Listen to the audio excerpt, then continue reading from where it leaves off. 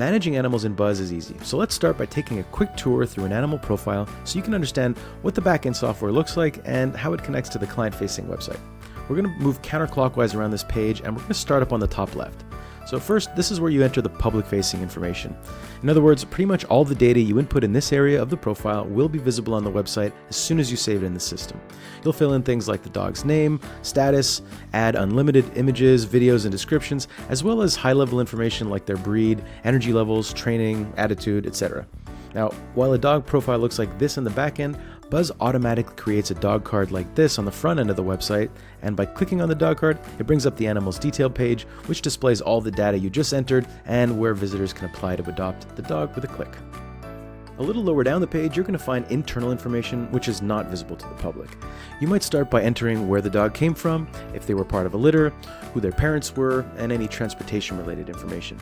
Once they're in your care, you or your fosters can add in much more data as you get to know the animal, including details about their routine, disposition, their habits, preferences, the food they eat, how they act around others, etc.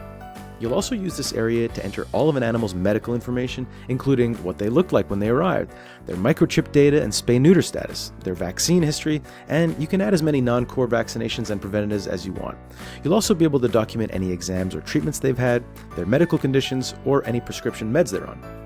Buzz was designed so that all the data you put in becomes useful and accessible. So in the documents section, not only can you upload documents like rabies certificates, for example, you can also download the information you've entered, which can be generated as styled PDFs. So as you can see, you can quickly generate and share everything from kennel cards to the things a new adopter's family should know about them to an animal's medical history.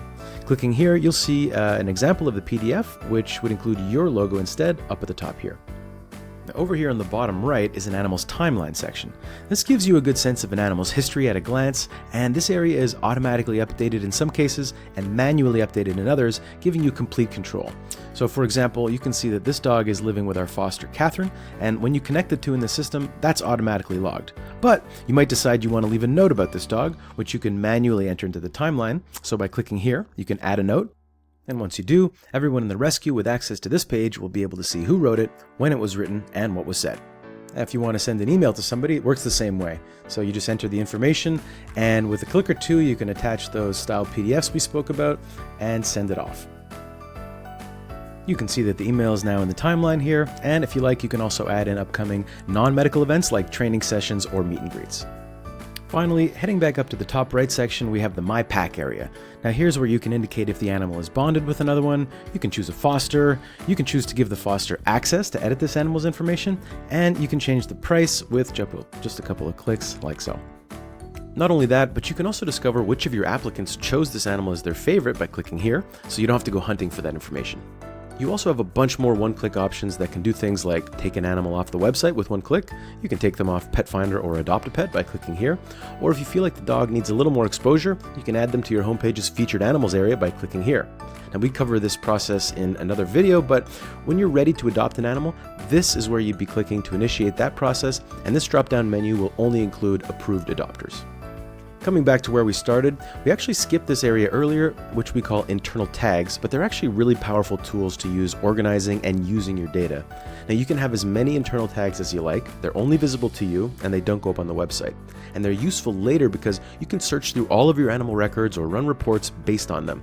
For example, if you wanted a quick list of all the dogs that needed to be weighed daily, you could search by this tag, and you'd get a list of all the animals in your care that fit that description, including Ginger. And there's a lot more to learn about managing animals in Buzz, so if this sounds interesting to you, I would highly recommend checking out our more in-depth 10-minute video that explains all of this information in more granular detail, and you can find that video in our self-guided tour area.